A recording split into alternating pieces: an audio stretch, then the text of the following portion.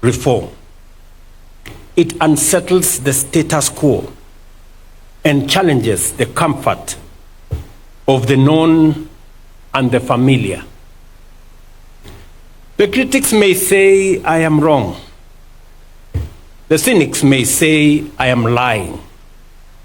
And the naysayers may even say I am mad. But what if they are wrong? And they are.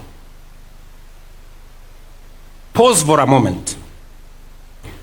What if I am an agent of destiny for the transformation of our nation, whose promise has been delayed for far too long? Pause. Reflect. Think. Give me a chance and judge me fairly when the time comes.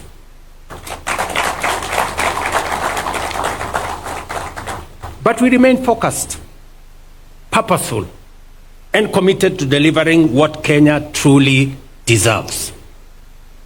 This is neither a gamble nor an experiment.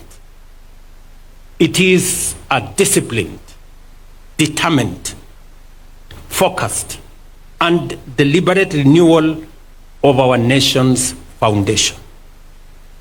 Even the most hardened, die-in-the-wool doubting Thomases will soon see a country reborn, a Kenya that dared to dream big, push harder, and break free from the chains of mediocrity.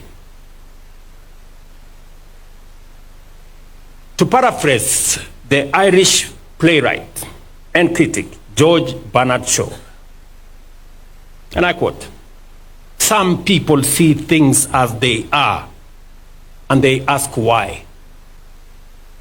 We dream of things that never were, and ask, why not?"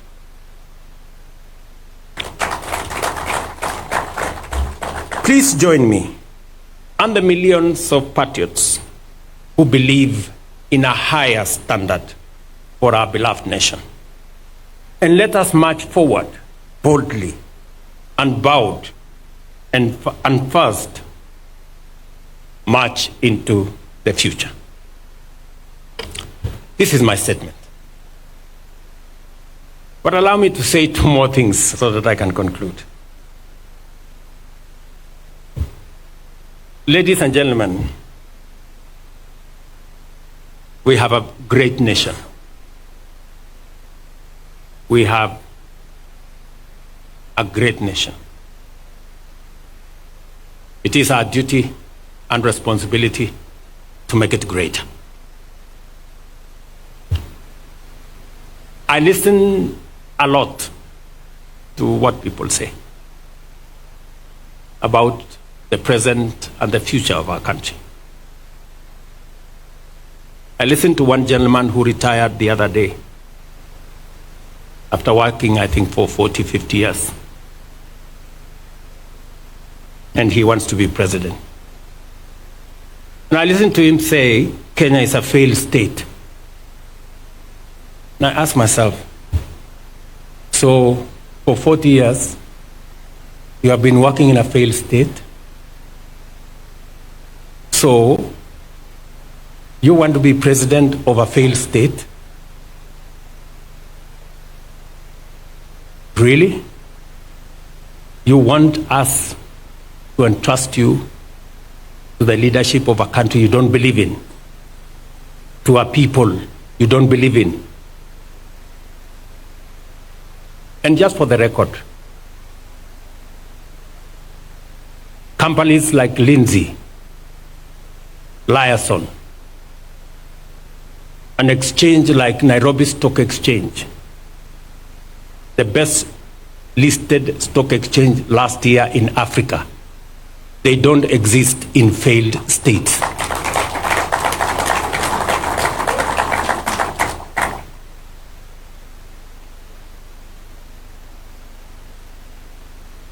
I listened to another group of friends and Kenyans, brothers and sisters, who say Ruto must go. And for sure, just like those who were there before me, my time will come and I will go. Just like those who were there before me did. But respectfully, sirs, madams, let me ask you.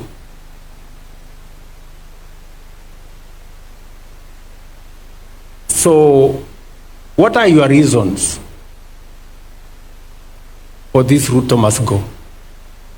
I'm sure it's not because of the spelling of his name. Maybe because you don't agree with the ideas, the policies, and the plan he has for our nation, which is okay. But please, would you kindly favor us with your counter plan, with your alternative plan? Because the more I listen, the more it is sloganeering. It's not about a plan, not about an alternative plan. And, hey, we cannot replace a plan you don't like with nothing. And I hear my brothers and sisters say, let Ruto go, then we will figure out. And we will tell you what is the alternative plan later. We cannot tell you now. To me, that sounds like the wash conmanship.